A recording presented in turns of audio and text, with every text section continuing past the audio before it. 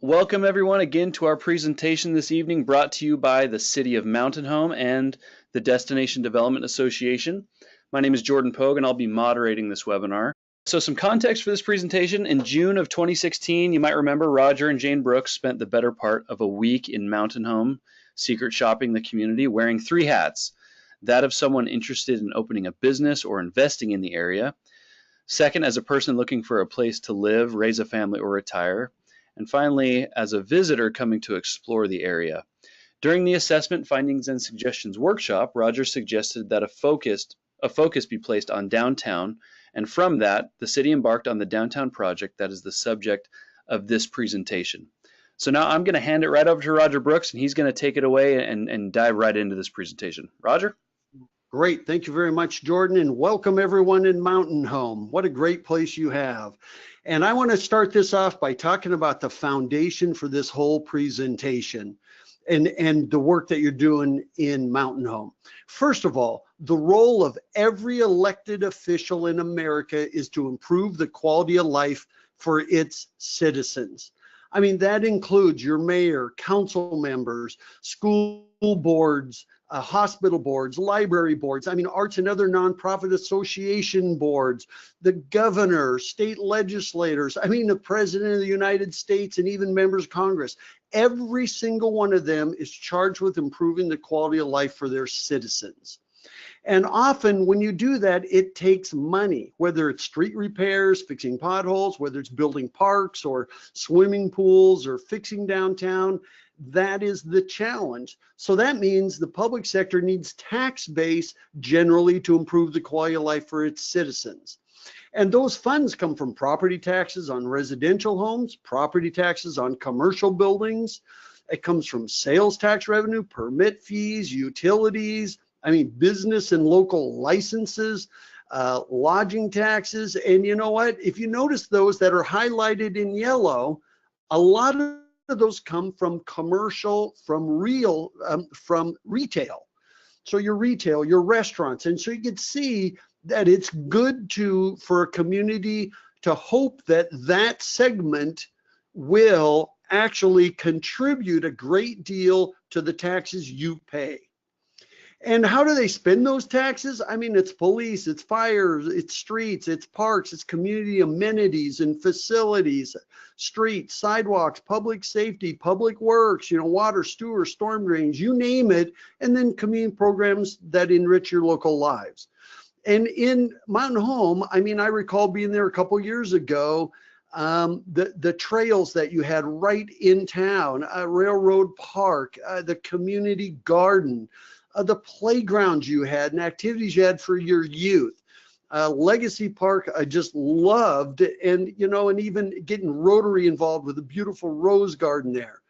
And so the things you're doing in Mountain Home, this is all quality of life. It makes you a great place to live, a great place to raise a family, and even other amenities like the golf course are so important. You have beautiful homes and neighborhoods. And one of the great things about Mountain Home, I mean, I took this picture when we were at the visitor center, is talking about Bruno Dunes, the state park, and the observatory there, and Anderson Ranch, and the CJ Strike Reservoir, and the Trinity Mountains, and the Oregon Trail. I mean, there are so many things that you have there. And the reason I mention those, some of you may be saying, well, why are you talking about things that are outside of Mountain Home? Because it makes you a great destination. I keep thinking, if you were here in Mountain Home as a visitor and we're looking for a place to live, it is so great that you have things like Anderson Ranch and the waterways and things within an easy drive of you. The Soldier Mountain. I mean, you keep going on and on and on. Glens Ferry, all these places around you. And so it's an amazing destination that's not that far away from Boise, which can be both positive and negative. But the cool thing is it makes you a great hub destination for people to live in, invest in, and that is so true.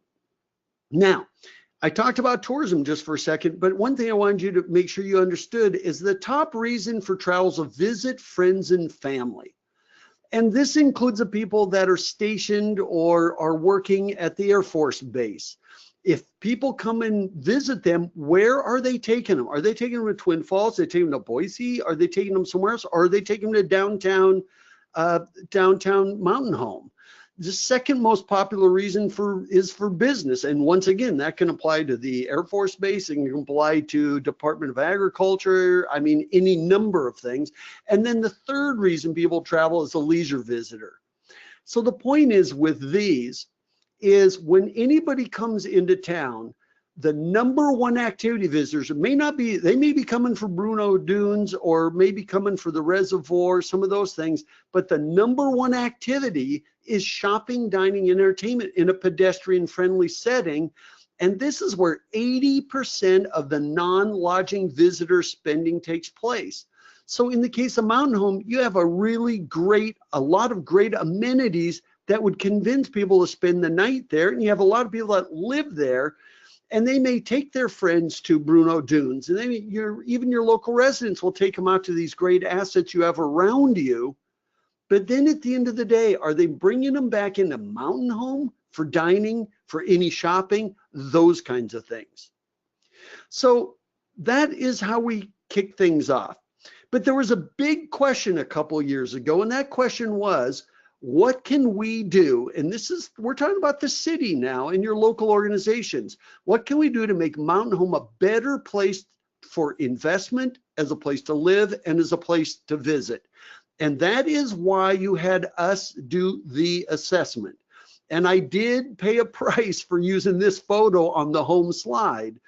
But I thought it was important that Mountain Home is fantastic, but look at the amenities around you that make Mountain Home a good place to live, invest in, or visit. And so when we were doing this assessment, which was secret shopping year, we didn't have anybody set us up or tell us what to see, what to do. And I'm not going to rehash that assessment from a couple years ago. But a couple of takeaways we got from that is, how could we reduce the leakage of locally earned money spent in Meridian, in Boise, in Eagle, in Nampa, even Twin Falls and other places?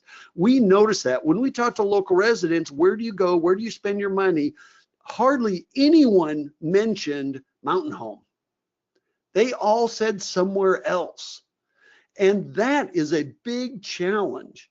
And so we even pulled some demographics. We saw that within a 5-mile circle of downtown Mountain Home, you have nearly 20,000 residents.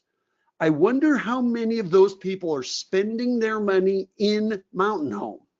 If they're not, that's leakage. We went out 10 miles. We went out 15 miles. If you go out 10 to 15 miles, we're roughly 23,000 people. That is your main service area. Wouldn't it be great if they were coming into Mountain Home for their shopping, their dining, their entertainment, versus going to those other cities I mentioned?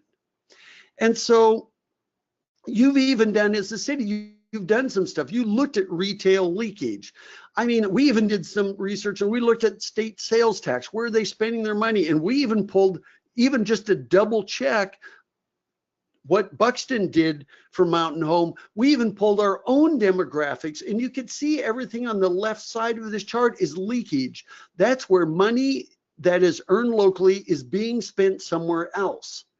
And so we thought one of the top things our takeaway from the assessment was, could we reduce the leakage of locally earned money? Get people to shop local.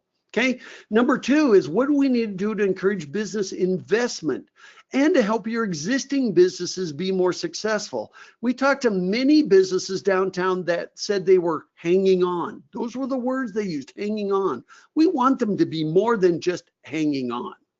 And then the third takeaway from the assessment was to create a true sense of community, a central gathering place, a nucleus, kind of like Legacy Park, but where people can spend some time and money in your downtown. And then number four, how do you make Mountain Home an even more desirable place to live, work, and play? So one thing we looked at over the last couple of days was your school enrollment. In 2000, you had 4,539 people enrolled in the school district.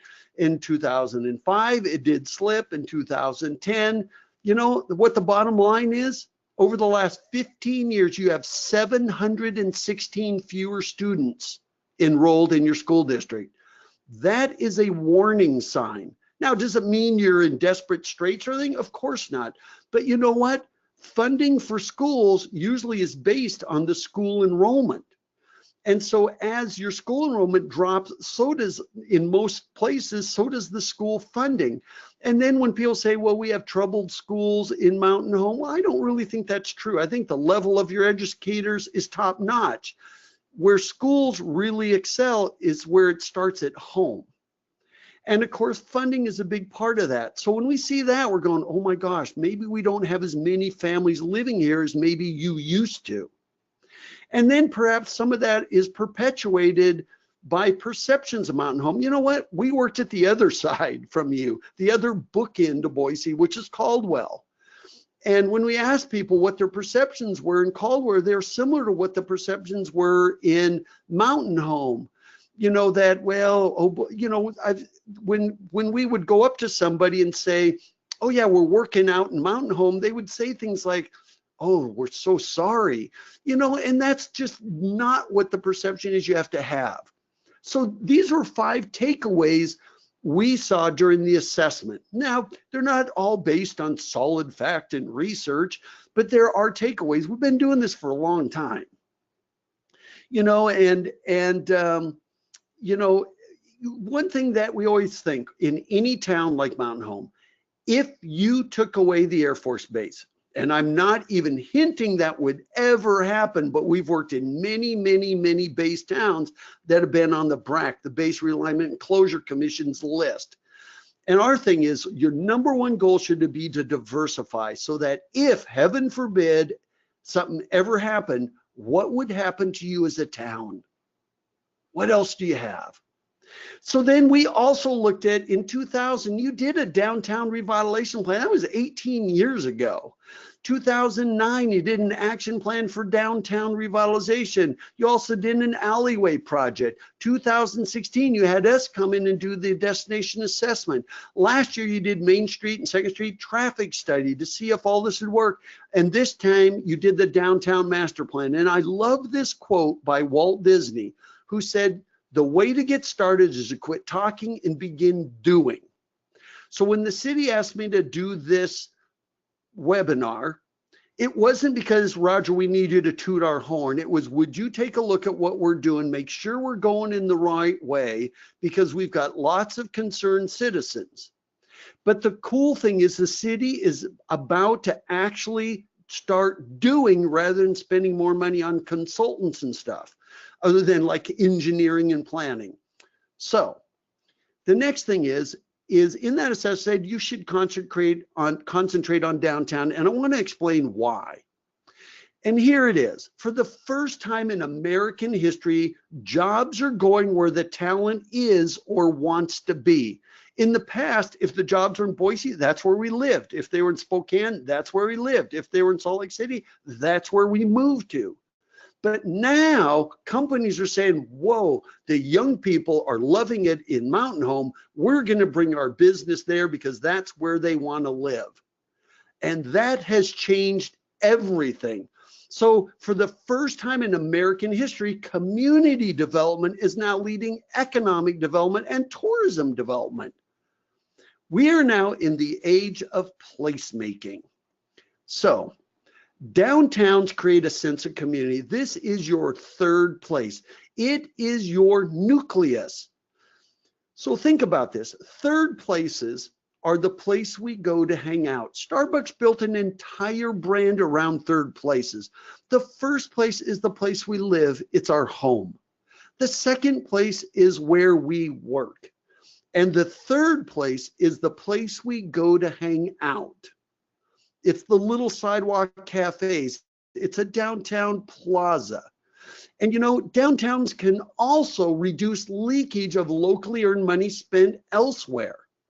And the best, quickest way to reduce that leakage is to make downtown a priority, so people want to spend time there in a place where they can also spend money. They also help carry the burden of local taxes. I mean, we would love it if Mountain Home downtown values went up so they would carry more of the burden than the residential community is having to carry. And by the way, The litmus test for any site selector, commercial real estate agent, you name it, they go into a downtown and they judge the health of the community economically by the health of its downtown economically. So they take a look at downtown Mountain Home, and what does it say about you? Is this a place their employees would want to live? The companies they're trying to attract would want to invest in?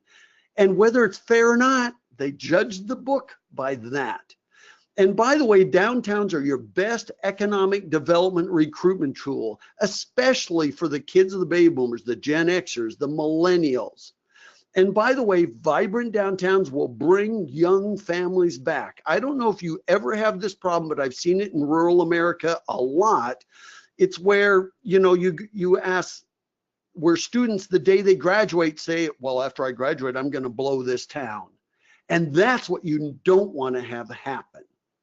And by the way, there is absolutely nothing you can invest in as a city besides your schools that will have a stronger, better return on investment. You can create more parks, you can create community pools, you can do all kinds of things, but there's nothing that will create a stronger return on investment than your downtown. So it is something that gives back financially. So you can create all of these things. You can go build convention centers, civic centers, but nothing gives back like a well-orchestrated downtown. And if I go back to tourism for a minute, you know what? If it is the front door to your non-tourism economic development, just like I said, those site selectors, commercial real estate agents, investors, they're coming first as what? A visitor. And here's the deal. If your locals aren't hanging out in your downtown, neither will visitors. They go where you go. And if you're going to Meridian, so will they. And that is very, very important. This is why community is first. The other statistic that is very, very important is that women account for 80% of all consumer spending. That's right, 80%. I'm not being facetious. It's an actual fact. And I'll tell you what, women, the number one priority is safety. Now, I'm not saying that downtown Mountain Home isn't safe, but when everything closes at 6 o'clock, when there's no beautification, when you got heavy trucks roaring right past you, all of those kinds of things, it may not feel safe. Women like things where they feel welcome, that's beautiful. And also, by the way, another key thing to that, look at this picture. What do you see? There's my two words, think benches. The husbands are out sitting on the shelves while the wives are shopping. But the point is making your downtown welcoming so that people want to spend time there. I mean, this is the same thing as we have in residential places. Why do you think we put these front porch swings or the rocking chairs on our front porch? We may never sit in them, but it makes our home feel welcoming. It's the same for downtowns. So the bottom line is downtowns are the heart of community development, but they're changing. The future of downtowns across America is where we go after working on weekends. You know what? If we're out on the river, if we're out fishing, we're out bird watching, we're out on the dunes, whether we're playing golf, whether we're working at the Air Force Base, you know what? We're doing all that during the day. When we come home, is downtown open. So this isn't just about streetscapes and everything. This is all about the merchants and businesses being open when the people will most likely gather downtown. But downtowns are such a focus that cities everywhere are jumping on this bandwagon. Caldwell bought some properties, they tore them down. This is before, this is what it looks like. And by the way, the grand opening for the Indian Creek Plaza was yesterday. And I'm telling you, Caldwell's putting a huge focus in their downtown because they know how important it is. And they are tired of being the redheaded stepchild to Boise, maybe like some of you are in Mountain Home. So downtowns everywhere, widening their sidewalks, they're narrowing their streets. I mean, they're creating this kind of a downtown. This is the future of American downtowns. We built our culture around the automobile, and I'm telling you, the generations want out of their cars in this type of a setting. Now, one thing that is very important, we will never, ever go back to the days of Mayberry or Leave It to Beaver. Those days are over. When I come into town and say, we want it the way it used to be, I'm sorry, it ain't going to happen. It's just not going to happen. We are morphing across America. As a matter of fact, a sad fact is there are more ghost towns in the making across America today than ever before in U.S. history.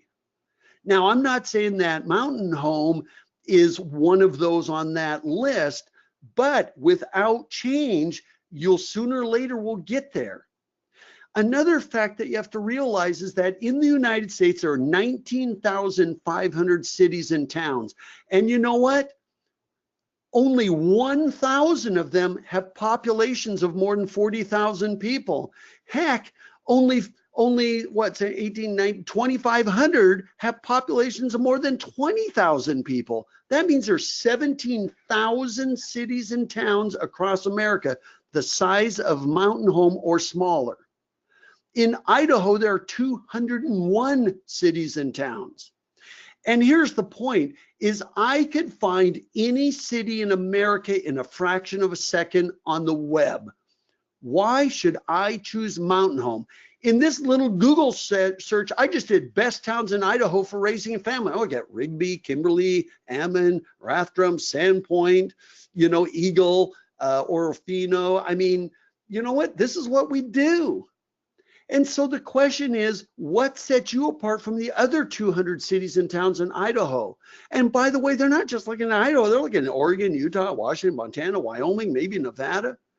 I've been doing a lot of work in North Dakota, and Governor Doug Burgum there has put Main Street at the very top of the state's 5 strategic initiatives.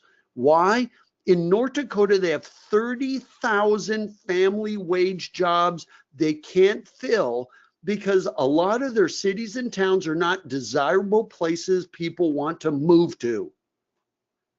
So this is a governor that's put downtowns as the #1 initiative. So in Mountain Home, this whole project is what you see in that little red squiggly line. This is not about changing all of Mountain Home, totally rewriting the book. This is taking a few blocks in your core downtown and making it a showcase. And so sometimes I get baffled by why there's so much angst over this. And I understand for the people in that district that this is a major concern. But over the big picture, we're not trying to change Mountain Home. One thing that's really important, this is not about making Mountain Home like Boise or Disney or anything else. This is about staying true to Mountain Home, but taking this little district and making it a wonderful place that locals can be proud of. So now, why the heck me? I heard this question, I saw it posted and things, why do we have some outsider coming here and telling us what we should do? Well, let me just give you some background, is even though we've worked in tourism for 35 years, we did a 7-year research project where we went and tried to discover what makes downtowns work across America, and we actually looked in Canada. So what we did is we looked at 2,000 downtowns and downtown districts, and out of those, we picked 400 of the most successful. Some of these were towns of 300 people. Yes, some of them were districts in bigger cities, like you have in Boise. I think it's 8th Street. And what we did is, out of these 400 most, we found the 20 most common ingredients that led to their success. The biggest challenge was thinking that streetscapes will revitalize a downtown, but it's really not true, because it's also what's in the buildings that makes a big difference. So while the city is focused on streetscapes and the things that are the content behind this presentation, you know what? There's another half that has to be done, and that's with the property owners and the merchants. They have to do their part too, okay? But when we did this research, We had to make sure it was a downtown or a district. We wanted to make sure if they were one of the 4 most successful, they had less than 2% turnover rate, they had less than a 1% vacancy rate, and that the business were open year round, and that it was a primary attractor for visitors and locals alike. We even broke those 20 ingredients into what property owners should do, what the public sector, what the city should do, and then even what the merchants should do. And I'm not going to go through all of those, but there were some of these 20 ingredients. Not everybody had all 20, but all 400 have some. All 400 of them had a strong retail and activity focus. They were a gathering place. Every single one of them had the 10-10-10 rule, and I'll explain that in a bit. They all had an anchor tenant, that one little restaurant or ice cream shop that people would drive from Glens Ferry to Mountain Home specifically for. They had pioneers with patient money. It takes patient money to do this on the city's part and on the private sector part.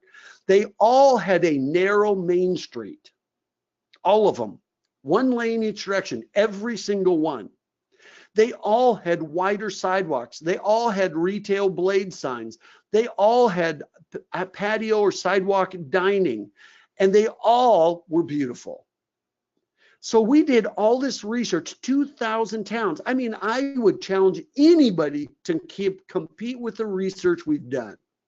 We have also, I sat on the board of the U.S. Travel Association. I've been a member for years of the Urban Land Institute, the Travel and Tourism Research Association, the National Main Street Center, which is a subsidiary of the National Trust for Historic Preservation, the International Downtown Association, the American Planning Association. I just keynoted at the Utah chapter of the American Planning Association just a couple months ago. The Project for Public Spaces. You can go to any of these and they're all preaching the same thing I'm preaching to you.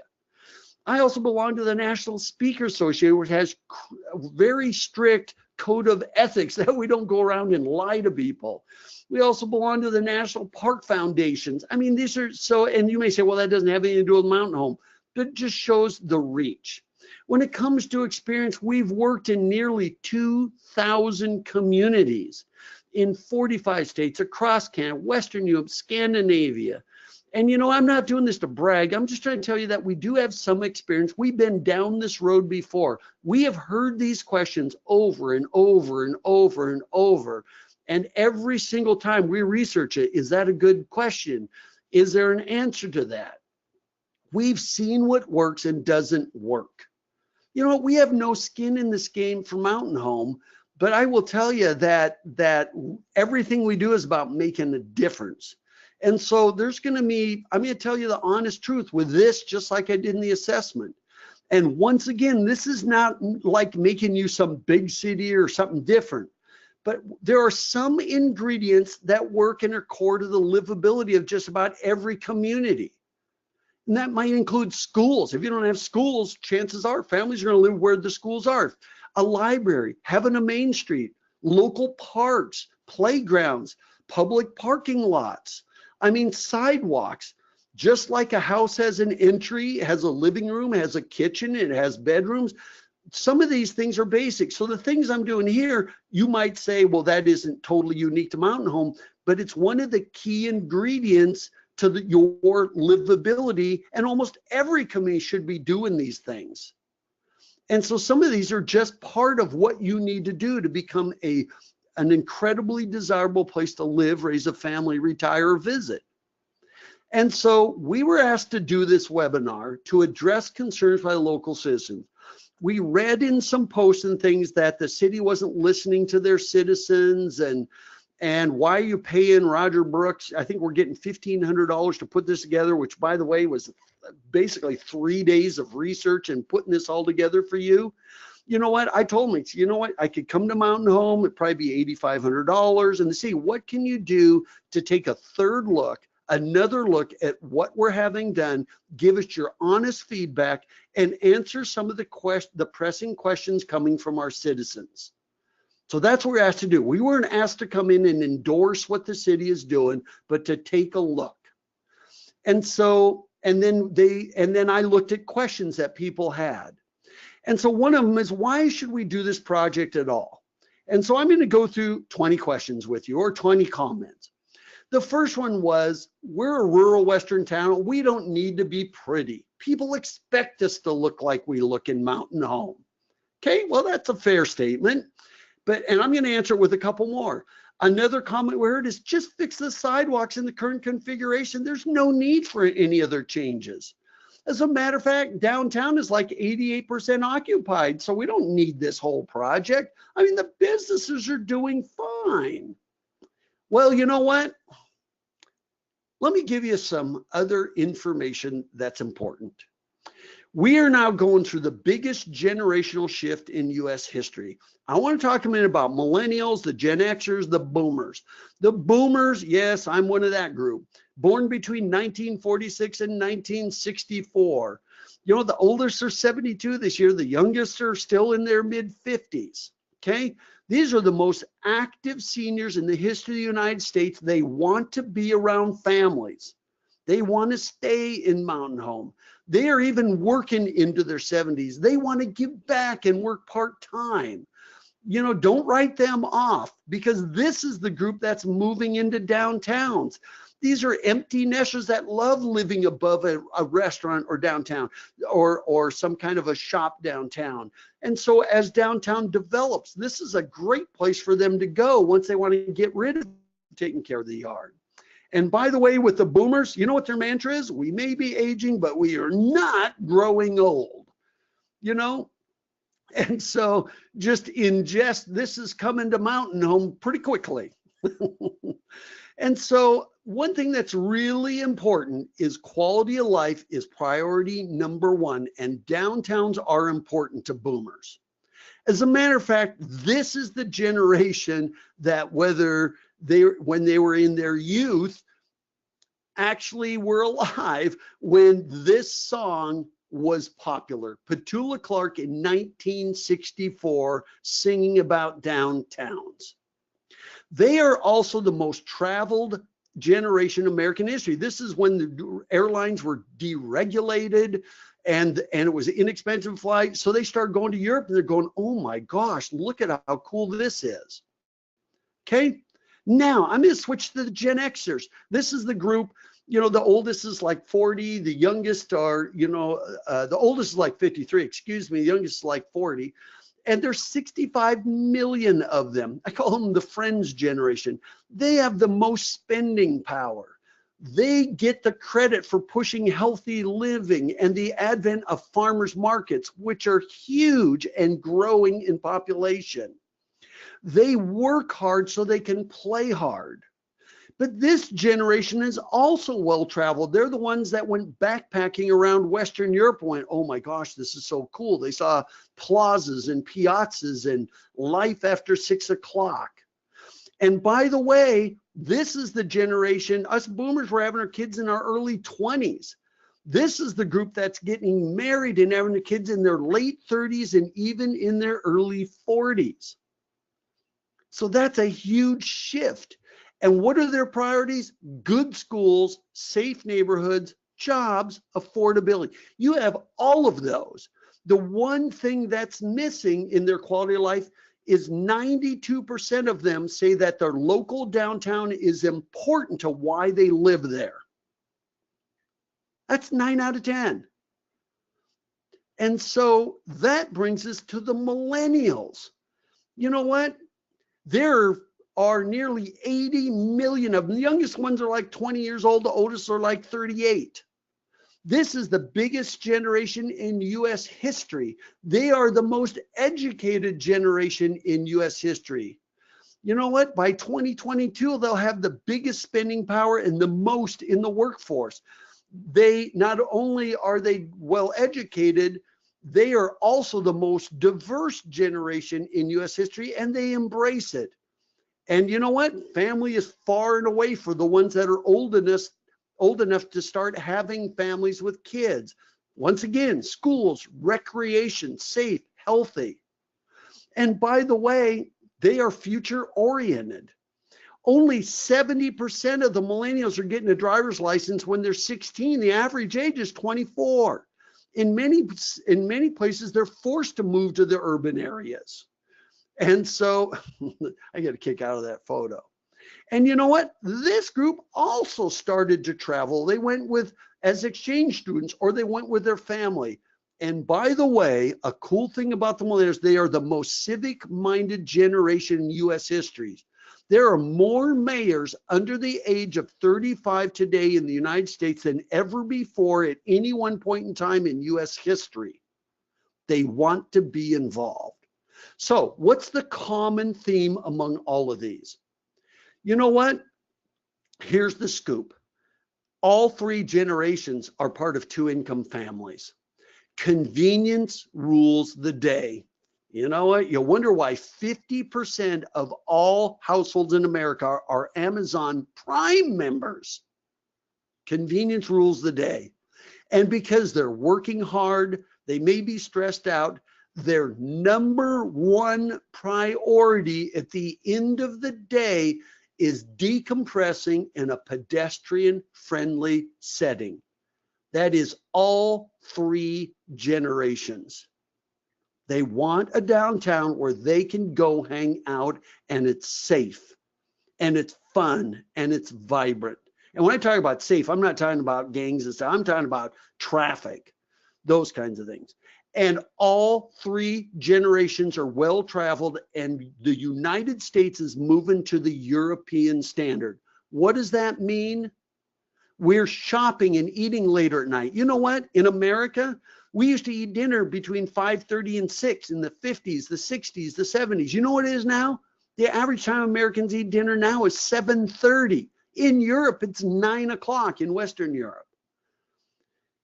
We're moving to the European standards. The people want sidewalk cafes, public markets. They want the pedestrian experience. So the bottom line with those comments, whereas they may expect you in Mountain Home to look like this, but it's not where they want to live or invest or visit. So if they expect you to look like Mountain Home, that is not a good thing. And then number two, putting lipstick on a pig is never the solution. You must go beyond just fixing the sidewalks. And by the way, I don't see 88% occupancy as acceptable. You should be at 100% occupancy with a waiting list, with businesses that have been there for generations. When I was there 2 years ago, there are some of the businesses downtown are no longer there. What a shame. And by the way, when we secret shopped your businesses, most of them didn't say they were doing fine. They would use words like we're hanging on. And I'll bet you there's not a business in downtown that would not like more business. So I just don't see that as a valid argument. So I broke these into categories. Let's talk about narrowing the streets, widening the sidewalks, reconfiguring parking, adding street trees. I have looked at the initial drawings and I have some comments about them. There are some things I would even do differently that I am providing to the city, but I want to talk about the bigger issues. When I look at this, and I show this to people in our office, this is the kind of place they want to live. This is what they want. You know, I love the fact your side streets have angle-in parking. That's great. I love seeing decorative crosswalks. You know, so some of these arguments are narrowing the streets will create gridlock, will prohibit tractor trailers from making turns, you know, and you know what? I'm sorry, that's unfounded. I've worked in thousands of downtowns that were state highways with two-lane streets where they had no problems of larger rigs getting in and being able to turn down side streets. I'm not so sure why most of them would want to turn down side streets. But you know what? It's just unfounded. And by the way, I just read online somewhere that the city is actually working on some bypass routes, some truck routes, so they don't have to come through downtown. But you know what? I just didn't see that founded. And by the way, cities across America reducing the traffic lanes. We've been working all over the state of Utah for the last 4 years. And one thing that started way back in Brigham Young days, he was an incredible planner. The streets were designed so that a wagon could make a U-turn. Well, in cities everywhere, they're starting to narrow those streets down because it slows traffic down. That is the best thing you can do for a downtown, is slow traffic down. If people are blowing through downtown just to get through downtown, that is not doing anybody in Mountain Home justice. And by the way, congestion is a downtown's very best friend. If you don't want to be caught in traffic in downtown, there are other ways to get in and around Mountain Home. We saw it when we were doing the assessment. There are more signs telling you how to leave Mountain Home than how to get into Mountain Home. And so that's just not a good argument. I mean, we built our culture around the automobile, but I'm telling you, cities everywhere want out of their cars. And I'm not saying we need to shut down the streets, but we can narrow them down to make it safer and more pedestrian friendly. And by the way, angle-in parking increases retail sales by 18%. I don't know anybody that likes parallel parking. I'll give you a great example. We're working in Springdale, Utah, a town of 600 people near the gateway to Zion National Park. They were going to widen the highway right through the middle of their downtown to push more people through their downtown and into Zion National Park. I went there and said, absolutely not.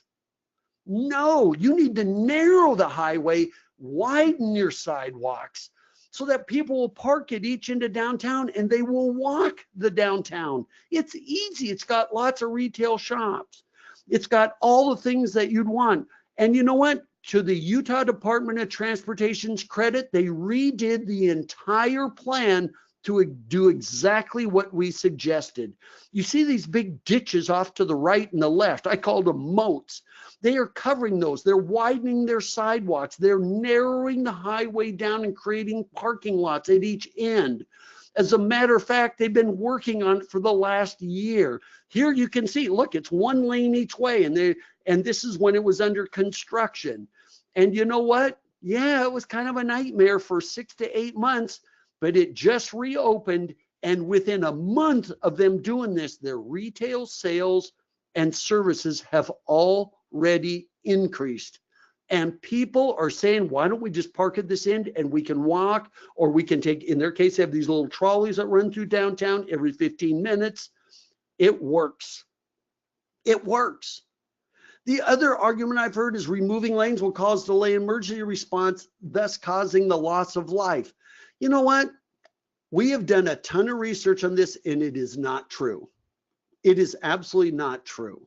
There are always alternate routes, and there are always ways that people can pull over or move out of the way. There are many side streets, every block downtown, that emergency vehicles can access downtown. There's been, this is, by the way, this is a common argument, and it is unfounded through numerous studies. I want to give you an example, not just on this, but this whole thing about narrowing the streets. This is Greenville, South Carolina in the 1960s. Now, this is a bigger city for sure, but you can see here in their downtown in the 70s, they had like 4 or 5 lanes of traffic. I mean, it was a big, big downtown. They made the decision to go from that in the 70s to this in the 80s. Now, you know what the big difference is here? You notice in this previous photo, there's lane after lane after lane. There are no street trees. They're fairly narrow sidewalks. This is after. Notice they have angle-in parking. They have street trees lining the streets. They have 1 lane each direction.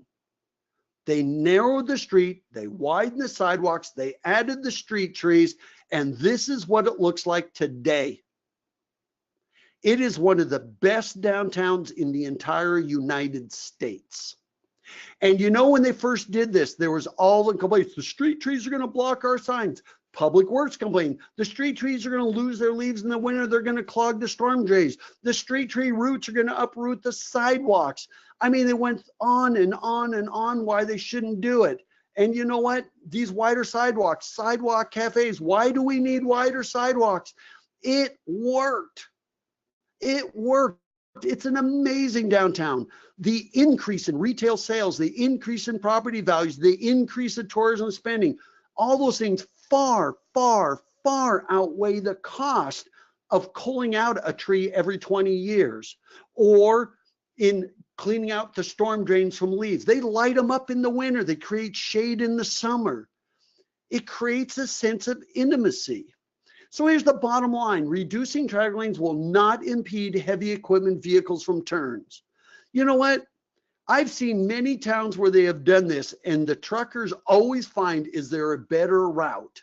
Or they will just say, you know what? It's going to take me 5 minutes longer to get through this little bottleneck. They just do it. It's just, why do you sacrifice the sake of your downtown and your people because you want to move semis through town faster? And then study after study after study show that narrowing the street will not hamper emergency vehicle access through downtown. And then the next one is, why widen sidewalks when we only have 1 or 2 restaurants and businesses that would benefit it? Well, you know what? And here's another question. People won't sit outside at a cafe. It's too windy here. It's too hot, and it's only usable in the summer. Well, you know, I've worked in many resorts and areas. This is Salem, Massachusetts in March. People love outdoor cafe dining. And I'll have some answers about those questions. This is Nelson, British Columbia. The population is 6,000. I mean, they're out in the mountains. They have these outdoor cafes like you see here, like they did here. Once again, they extend out, they create a bulb out, and behind it, between the buildings and that, is where there's restaurant and cafe dining. They even allow restaurants to take up parking spaces to put cafe dining like you see here during the summer months, and they put it away in the winter. I mean, this works. Look at this. This is crazy. I mean, they just put this little deck out there between cars, you know, because they didn't have the wider sidewalks. This is their temporary fix for it. You know, here you can see what this restaurant did. They used the parking. They put a big shade structure over it. And this town is fantastic. It works. So these are the kinds of things that you can do. When you narrow your main street, you could move your public or your farmer's market right downtown for special events. You know, and in Nelson, British Columbia, they even started working down the side streets.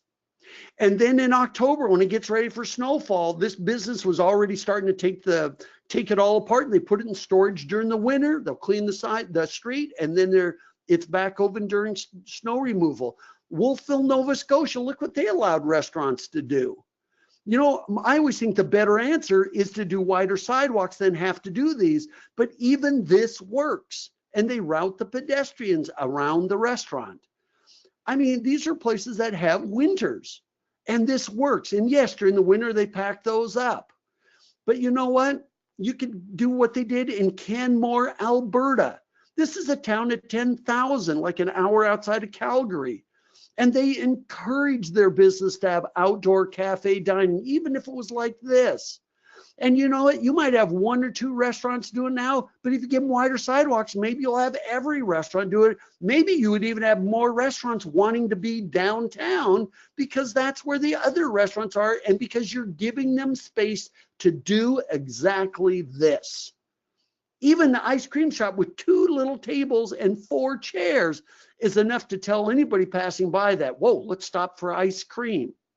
This is in a town that's half the size of Mountain Home. These kinds of things work. And they're incredible for quality of life. This is in Barrie, Ontario. The British Arms did this. You know, you can see they did this. They routed around. You can see how it's handicap accessible and everything. And so you can do these kinds of things. So the bottom line is wider sidewalks allow for families to walk side by side, even with a stroller or somebody pushing a wheelchair. And by the way, if you have people coming the other direction, they can pass each other without having to go in single file. This is about people. Wider sidewalks allow for handicap access. Wider sidewalks provide additional safety for pedestrians. And it allows for space to extend window displays to exterior spaces. So it's not even just outdoor dining, it's being able to put displays outside. This allows for benches to be against the facade, just like a front porch swing facing out, which is where all benches should be.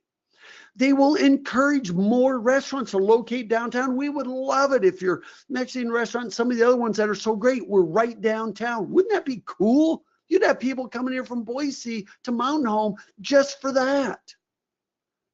The other one I hear is removing parking will kill downtown businesses. And I've heard this argument thousands of times. So let me give you some facts.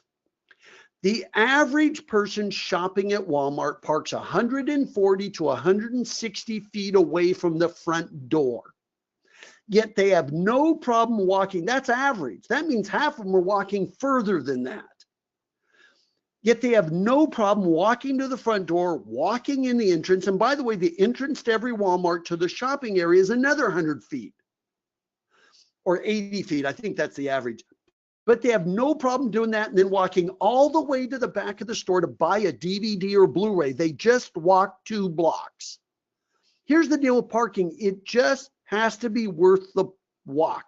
When I hear merchants say, if you take away the parking, you're going to kill my business, my response is, are you telling me your business isn't worth walking a block for? And by the way, in your plans, that calls for angle-in parking on your side streets. That's awesome because you can get 1/3 more spaces in angle-in parking, and it increases retail sales. I've never known anybody that likes parallel parking. Oh, good, parallel parking, yeah. This is it just doesn't make sense. I was working in Rapid City, South Dakota. You know what I told them? I said, take this 65 space parking lot and I want you to turn it into a plaza. I don't even care if you make up the parking. And of course, the locals just screamed and screamed and screamed about losing the public parking. This is it before, this is it after. The city was brave. They took the hits. They put Main Street Square there. And you know what? It changed everything in Rapid City. As a matter of fact, all of a sudden, that was an empty Sears building you see in the background. It's got like 5 or 6 restaurants in there now. I mean, Main Street Square is incredible. Now car shows and everything, all kinds of events, quilt shows, guilds are all taking place in downtown Rapid City. They have a splash pad that runs I think it runs 120 days of the year, and they can shut those off and do art shows. Look at the kids. Can you imagine doing this kind of thing in downtown Mountain Home? This is going to be kind of jumpy on some of your screens, but I stood on a little parking garage looking at this. See that lawn area? All the lights light up at night. I mean, there's no vacancies in downtown now. They narrowed the streets. They got rid of parking to put this plaza in. They did not make it up. They did not make up the parking. This is what it looks like in the summer. This is what it looks like in the winter. Can you imagine this? They have nearly 300 days worth of activity on Main Street Square, but that's not the point. The point is they lost parking for this. I was going to meet with the mayor, the city manager, the tourism director, and Dan, who runs Main Street Rapid City. And I was 20 minutes late to the meeting with them at Main Street Square. When I walked up to them, I said, you know what? I had to park 3 blocks away and there were so many pedestrians. It was ridiculous. And they started laughing. What a nice problem to have. And by the way, none of the businesses have ever seen a loss from losing those parking spaces. As a matter of fact, I had them make a list of the 25 businesses who complained the most about losing the parking. And I went into every one of them after the plaza had been open for a year and they lost those 65 spaces. I walked into every one of them. And in 14 of them, I managed to talk to the business owner. And I would go, and they didn't know who I was. I go, that plaza over there, did that really help your business? And I would shake my head, no, trying to get a negative response out of them. Every single one of the 14 where I was able to talk to a property owner, and these are people who complained, their comment was, this is the best thing Rapid City has ever done. It's worth the walk of a block or 2. Every Monday night they do movies on the square. Their average attendance is 3,500. I mean, look at this. This is a mall. There's a Shoppers Drug Mart. There's a Scotia Bank. You know what they did? See this parking here? They got rid of that parking. Yes, the local screamed bloody murder. They took away that parking, and this is what it is now. In the winter, that's an ice rink. And you know what? The business is in there. Shoppers Drug Mart, even though parking is off to the right, you can see it, and it's back a block, they're doing 3, 4, 5 times the business now that people actually have to walk a block or two to get there. It's just it's an absolutely makes sense question, but it is absolutely unfounded. We researched 100 places in the US and Canada where they used parking to develop plazas, or they lost parking on their main street and did not make it up. And in every single place, people complained, and in every single instance, the complaints were unfounded because downtown and plaza areas like you're seeing here were worth walking a block for. You know, I also saw the comment that this discriminates against the elderly and the disabled due to lack of street front parking in front of businesses. Well, you know what? Actually, that's not true. Wider sidewalks make it safer for the elderly and those with physical limitations. Narrowing your streets makes it safer and easier. By the way, even angle in parking, a lot of people with wheelchair access, they open up the sides of cars, and by doing angle in parking, it's easier to get in and out. You know, and so this is just not true. You know, and for any business, are you worth walking a block for? I mean, there are countless studies that have proven this is a natural reaction, but is totally unfounded. And by the way, emergency and delivery vehicles will still have abundant access. I looked at these plans. They work. The other thing that I heard was bike lanes are dangerous. They'll get hit by cars that are attempting to park. Why do we even need these lanes? We don't have that many bicyclists in downtown Mountain Home. Now, here's where I would take a slight exception to the plan. And I think the city is already working on changing this. I always believe that the bike lanes should be on the inside. So you see that white SUV off to the right of your rendering here. I believe that that lane should come out, and the bike lane should be between the parking and the sidewalk. Think about this. Where do you put your bike racks? You put them on the sidewalk. So then why don't you have your bike lane next to the sidewalk? So by moving the bike lane between the car and the sidewalk makes it safer for bicyclists. And then number two, bicycling is big. I mean, you know what? It is, you know what? Cities everywhere are putting in bike lanes, and they're always safer than not having bike lanes. I mean, you might say, well, putting a bike lane there, they're going to get hit by cars. Well, you know, it's better than having no bike lane and getting hit by cars. And then the fastest growing hobby and downtown mode of transportation is cycling.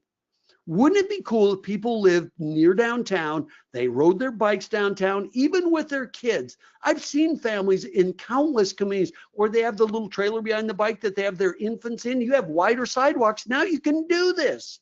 You have wider sidewalks, you have bike lanes. I think you'll be surprised at how many cyclists you will have, high school kids, even youth coming downtown to spend some time, go to an ice cream shop. This is important. And so it's really important. And there you go. Consider putting the bike lane between the sidewalk and the parking spaces, and then you solve that issue. Okay? I mean, cities everywhere are doing this. And once again, you can see it. Bike lanes next to the sidewalk. You know, here it is. I mean, even in New York City, they're doing this. This used to be a taxi lane. Now it's a bike lane. So everywhere you go, you'll see this across America. So that actually, you know what? That argument about bike lanes, you know, being there, I partially agree with that. I think bike lanes are safer than no bike lanes, but I do believe that if you put them between cars and sidewalks, you totally eliminate that challenge. So it's a good thought, and it was a good thing. I'm glad that local citizens brought up. The other one I hear is that trees will block signage and hurt businesses. Well, I've heard this one till I'm blue in the face too. I mean, Keep America Beautiful Network did a thing. I should have put that for our affiliation, Keep America Beautiful. They did an experiment in 4 towns that had no street trees. And what they did is they said, would you put street trees in one block every 30 feet? This is the example in Blaine, Washington, one of those towns. There was no other street trees. And then what they did is they watched the retail in that block over the next 2 years compared to the blocks without street trees. You know what they found? The block with the street trees, no other changes. The increase in retail sales went up just over 20%, higher than the increases in all the blocks without street trees. So once again, the blocks where there are street trees actually saw an increase in retail sales because of the street trees. I mean, this is Lodi, California. I mean, they've got so many trees, it's unbelievable. And it's just an amazing destination. I mean, you know, they plan it and they had the same complaints, and afterwards, there's no complaints. If I go back to Greenville, South Carolina, I went in tons of these businesses and it said, you know, don't you think it'd be better if these street trees are gone? And everyone, it was almost violent, not on your life. They wouldn't give them up. It's shade in the summer. It's lights in the winter. I mean, it's a winter wonderland. It's summer shade. I mean, you know what? It works. So the bottom line is studies show that street trees increase retail sales services opposite of the concern. The other one I hear is making it pretty won't bring business to downtown. Well, I'm sorry, I beg to differ with you. This is in Neenah, Wisconsin, a town of, I think it's about 8,000 now. Now, one thing I will say is that we believe cities should be in charge of curbside beautification, but merchants should be in charge of facade side beautification. Okay, this is before, notice the facades, this is after. Just doing that increased the retail sales in these shops by more than 30%, going from that to that. Now, the merchants need to do that. The city did their part. You can see it off to the right. They did the street trees. So here's the point. 70% of first-time sales comes from curb appeal. We all travel. Have you ever said these words? That looks like a nice place to eat. We all do. We judge the book by the cover, fair or not. And I got to tell you, even when we did the assessment, I gave some of your businesses a bad time because they did not look like a good place to eat. They were, but boy, it took a lot for me to go in their door. And so that is a very, very, very first impression point. And by the way, first time sales, once we're in there, we get it. Even in places like Fredericksburg, Texas, all the merchants got together. They pooled their money and they went and got all these pots and they lined them across their main street. And a lot of these are evergreen, so they even work in the winter. And then they would group some of these pots together. Notice they have a blade sign, which is another thing in the assessment that businesses need to do. And then they would put these together. I mean, it just made it it's one of the most visited towns of under 500,000 people in all of Texas. So here's the thing. Studies and case history show that street trees increase retail sales and services. Okay. Number two, merchants should be charged with facade side and the city with curbside beautification. Merchants, by having wider sidewalks, should be doing this, extending window displays to exterior spaces. If you create wider sidewalks, they can do this. This is back in Canmore, Alberta again. Look at even the bike shop. I mean, they should all have like 3 feet that they could do that. It just brings downtown to life. This is Sisters, Oregon, population 1,200.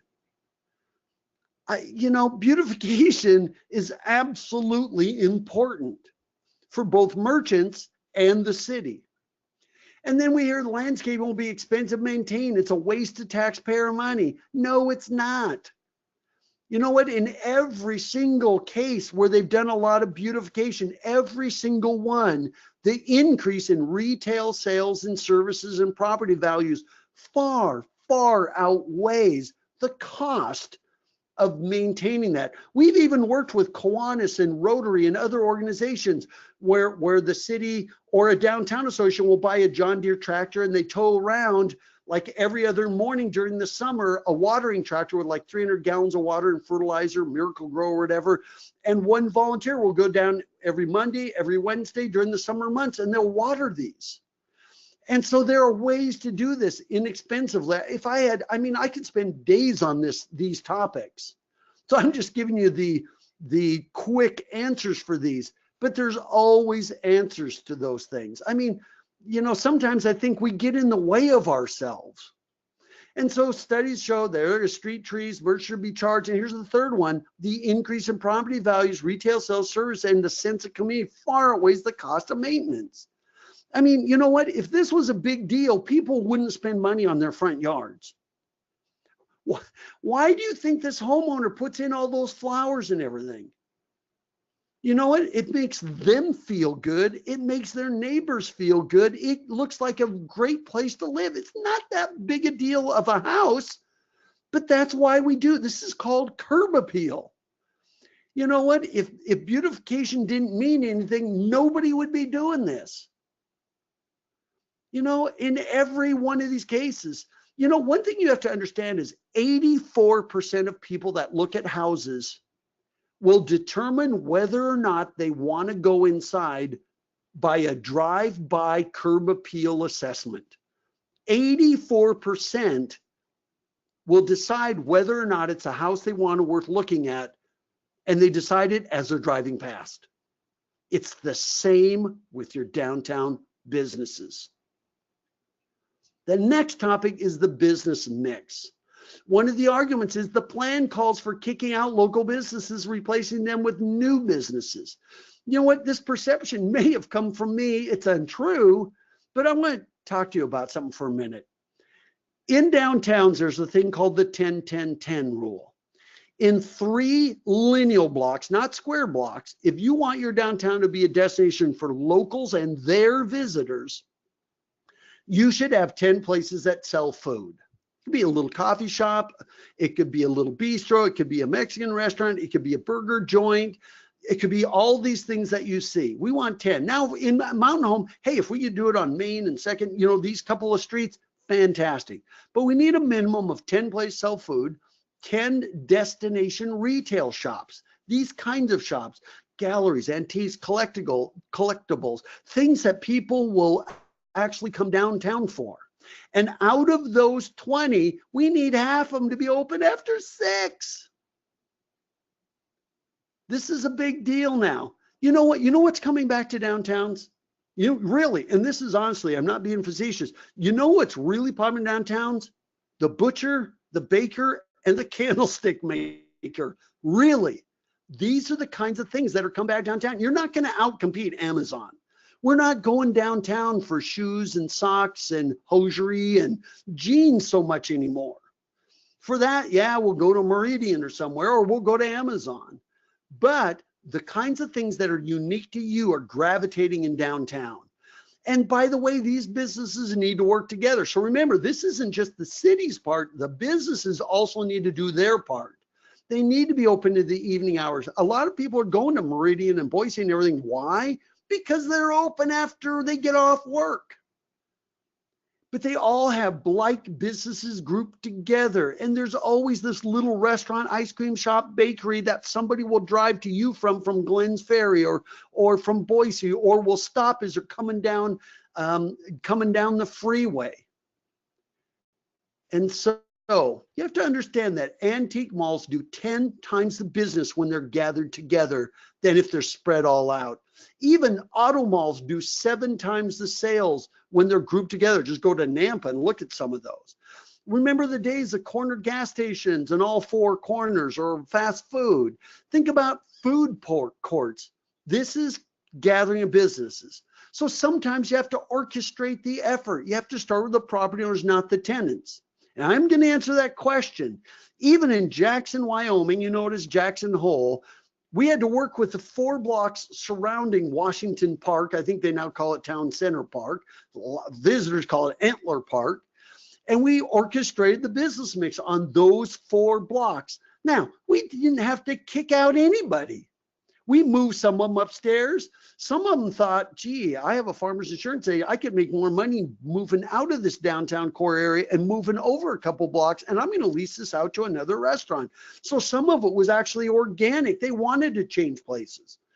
And by orchestrating this, guess what? It's the 4th largest arts town in the United States. I mean, it works. And I'm not saying Mono needs to be an arts town, it needs to be like Jackson, Wyoming, but it's just the orchestration of businesses. And so this effort for Mountain Home is not about displacing any downtown businesses. It's about adding to the mix. And sometimes you may say, can we rearrange? You'd be a better fit over here with this one. We'd actually work with them. Nobody on the city council in the city of Mountain Home, I don't think there's a single human being that wants your existing businesses to leave. And so I just don't think that's a fair argument. So let's talk about construction. You know what? We heard construction will kill downtown businesses. The last time the Idaho Transportation Department did a project, businesses barely survived. It took years to recover. I don't have any research on that. I heard that argument, but you know what? We've worked in so many towns. This is Elora, a small town in Ontario. We were there in November. They totally ripped up this street, totally right in the Christmas shopping season. And this was already a strong visitor destination. But you know what's interesting? I mean, can you imagine getting to those businesses back there? And we went into every single one of these businesses. They said, you're right. It's a nightmare. We're hanging in there because we know it will be worth it. And it was really interesting when we went to shops on the main street that weren't part of this construction zone, every single one, and they didn't know who we were. We were secret shopping them like we were secret shopping, like we secret shop Mountain Home. Every single one of them said, by the way, while you're here, you got to make sure you go down to, I can't remember the name of the street. It's hard to get to and there's a fence there, but you got to go. Some of our best shops are over there. It was so cool to see other shops referring people into the construction zone. You know what? We've seen cities where they get volunteers. They call them ambassadors, and they go out there and help people find their way through the construction. This is in Gatlinburg, Tennessee. The Great Smoky Mountains National Park is at their door, and it's the most visited national park in the entire country. And right during the peak season, look at this. Cones are everywhere. They're chopping up the sidewalks. I mean, it was a nightmare. And you know what? Every business will tell you, yes, it's a nightmare. I mean, can you imagine being in Gatlinburg and now I have to walk out in traffic because the sidewalk is closed? But you know what's interesting? Every business afterwards is saying it was a nightmare. It hurt my business. But the results and the revenues after it was done far outweighed the consternation we went through during those. For them, it was like a year. They put all the power underground. They redid all the storm drains. There was telephone lines right through the middle of downtown. It was a nightmare, and now it's fantastic. So, yeah, I'm not going to hold any punches back. It's going to be painful. There's no question. Whenever you go through a project like this, it's not easy. And it will be painful for that 6 to 8 months. One nice thing about what's happening in Mountain Home, they're actually doing this in phases, which is nice. You can consider ambassador. You can do temporary signage. You can do website updates. You can do special deals in retail shops to make it worth going through the construction zone. I mean, change is never easy. But research shows that in almost every single case, the sales following the work increased dramatically from where it was even before they started the project. We're not talking about comparing it during the project when their sales went down. So how did you do afterwards to before, and dramatic increases? And it depends on city. I've seen some business where it doubled. I've seen somewhere tripled. I mean, it's all over the board. But there's research that shows that it's worth the pain. It's like going on a diet. It's never easy and it's a painful process, but for most people, the results are worth it. And then we also heard, why does this project also fix the storm drainage when it only floods twice a year? Really? Well, I always consider one flood too many in a downtown. And by the way, it's a whole lot cheaper to fix it now than later. You know what? Chances are, and I haven't quizzed the city about this, but I've seen it everywhere. Once you start tearing up the streets, wouldn't it make sense to run fiber in your downtown so you have great internet access? Wouldn't it make sense that put power underground? Wouldn't it make sense to redo your storm drains or your water lines or your sewer lines? It just makes sense. Why would you do it twice, once now and again in 5 years or 10 years or whenever you need to? It's just common sense that you would do it now. And that's also benefits downtown for the long term, and it also increases the value of those properties. That's tax base. Okay, the next thing I want to talk about is local politics. You know what? We read this. Nobody in town wants the downtown project other than the mayor, the city council, and economic development. Well, you know, this one baffles me because in May of 2017, you had public meetings. You even had a booth at the Crazy Days event where you talked about this. I mean, in June, you had a downtown charrette for over 2 days where people come and weigh in and ask questions and everything. In July of 2017, the next month, there was a public open house for 2 days where people could come and weigh in. And then there was a city council presentation. Those are always open to the public.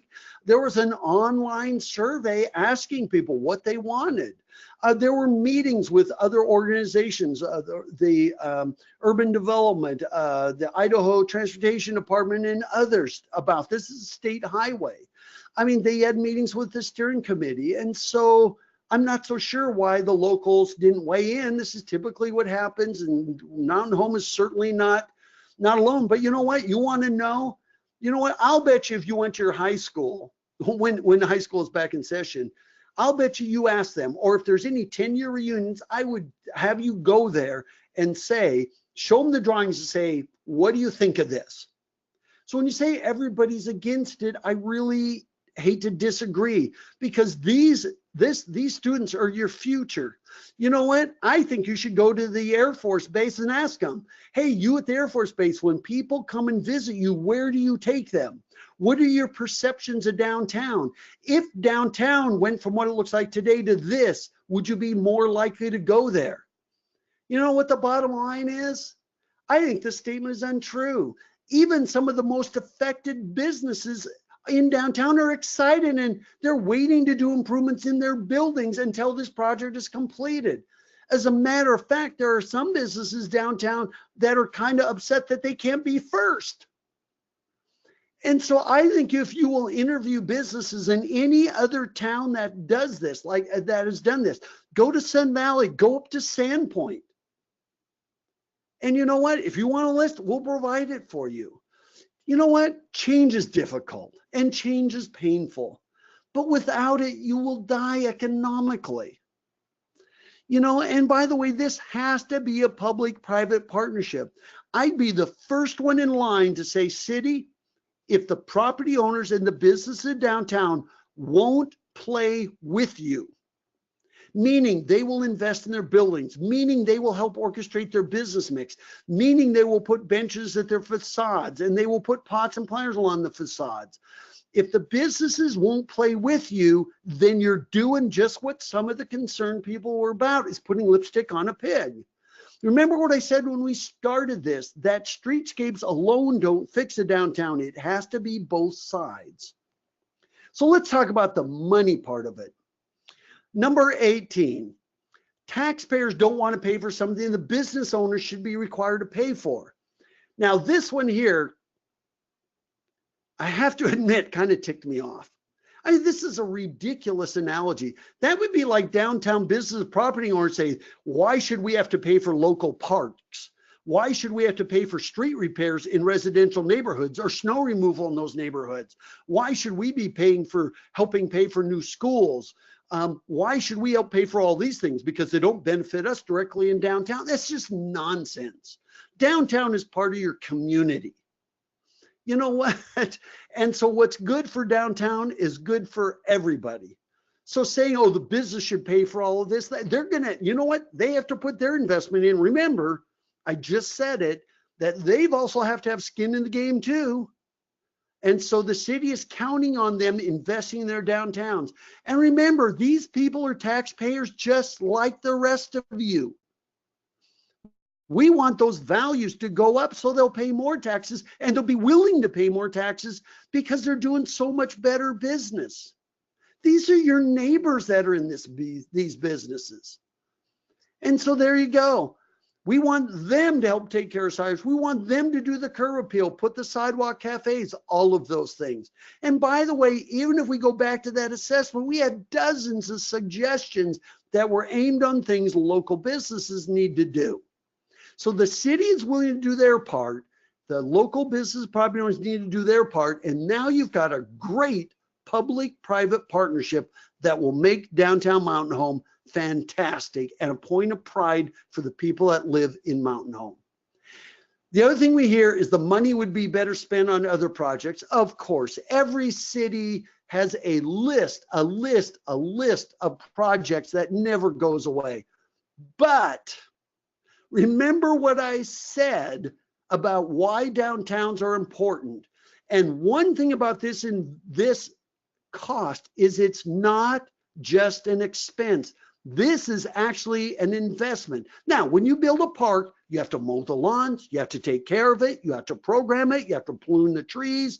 There is a lot of maintenance that goes on in parks. Yeah, there's going to be some maintenance in downtown, but parks, and by the way, I love places like Legacy Park. It takes a lot of time and effort to maintain that and keep making it better, which you're doing. And you know what? There's not a lot of cash coming back to the city from that investment. I'm not saying they shouldn't do it, but the thing is with downtown, you make this investment, those property owners are also going to invest, the merchants are going to invest, it's going to increase your retail sales, it's going to increase the property values. There is an investment in this. So every dollar you put into downtown will see another dollar come back in return on investment. And this will happen for decades. You don't go redo the sidewalks and all this stuff every year, every 10 years. You do it every 25. So, number 20, taxes will be raised and will push businesses out of downtown. You know what? The opposite is true. Values will increase. And yes, that means their taxes. It doesn't mean we're going to go start charging more taxes. Their property values will increase, so their tax bill is going to increase because their property values increase. But you know what? In every single case, Rapid City, Sandpoint, Sun Valley, or Ketchum, I could go to Wallace, Idaho, go downtown Boise, go look what they're investing in Caldwell. I mean, you know what? The values increase. As a result of this, you will see values increase even in your residential neighborhoods because now you're a more desirable place to live. And you will see increased business investment in downtown and in those surrounding blocks. And you will see more residents wanting to live there because now you've improved the quality of life and you made it desirable, more desirable. The opposite is true. And so there you go. You know what? Any property owner that's going to invest in this downtown, remember, they have to have skin in the game too. They may charge their tenants more money. But if their tenants are doing so much better, they're willing to pay it. We've seen this in every town we've worked in. And wouldn't it be great if I go back to this map, if people from Twin Falls would say, wow, we got to check out, next time we're going into Boise on 84, we need to stop in Mountain Home and check it out. Or we need to make a special trip there. Wouldn't it be great if they came from Boise, from Nampa, instead of the other way around? That is how you get return on investment. Wouldn't it be great if people on 84 would just stop in Mountain Home because you have something cool in your downtown worth stopping for? We love it when people come spend money and get right back on the freeway and leave. And you know what? Other cities have done this.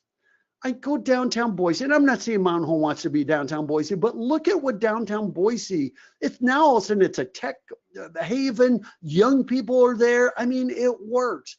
Go to Sandpoint, you want a smaller rural town, go to Sandpoint. I mean, go to Wallace, go to Coeur d'Alene, go to Meridian, go to Walla Walla, Washington, go to any of these, and I could give you a ton more. I was just about, what, a month ago or two, I was in Helper, Utah. This is a tiny little town near Price, Utah. It's not near any metropolitan area. Look at this little town. You know what they did in this little town? And by the way, had their city on board, they had their merchants on board, they had their property owners on board. Was everybody for it? No, but they had enough people on board that they took this little downtown, which is no bigger. I mean, it's quite a bit smaller than Mountain Home. Their population is about a tenth the size. But you know what? Look at what they did. They like tripled the width of their sidewalks. They added angle and parking. They narrowed the streets down to 2 lanes. I was just there. Even the local residents were coming out. See that little, the little screen thing there? They're going to fill it all full of stacked rock, and then there's a bench on top of it. It's now done. I need to go back and take pictures. As a matter of fact, I'll be doing that next week. But they did this, and it was a community effort. Every Saturday, the community members were coming out. It affected local businesses, but they're thrilled. I've called this the most up and coming town in the state of Utah. It's amazing. Even in the assessment, we made 66 suggestions. This was the very last slide. And you know, one thing I have to hand it to, because I hadn't heard from Mountain Home at all since we were there. I hardly heard it all. You know, every once in a while I'd hear from somebody, but I thought it was pretty thrilled that the city, economic development, downtown, that merchants and citizens were going through these 66 suggestions, turning them into recommendations, and doing exactly what Walt Disney said. I think you should be proud of your city for stopping it with all the studies and getting it done. I love that when I see a city that's actually pushing things forward and taking the hits to get it done. At the end of the day, the heart and soul of any community besides its people is its downtown. And your downtown is about people. It's about people in a safe, beautiful setting where they can spend time and money. I mean, in economic development, in tourism, community development, there's absolutely positively nothing more important than doing these little blocks in downtown Mountain Home. You know what? This is Petula Clark. She's 85, and she's still singing that song. And you know what she says? She can't believe how many people in their 20s, their 30s, and 40s that weren't even born when that song came out, they have the words memorized because it's what they long for. So, you know, the best time to plant a tree is 20 years ago. The second best time is today, both literally and figuratively. So, here's to the amazing downtown Mountain Home. Everything's waiting for you.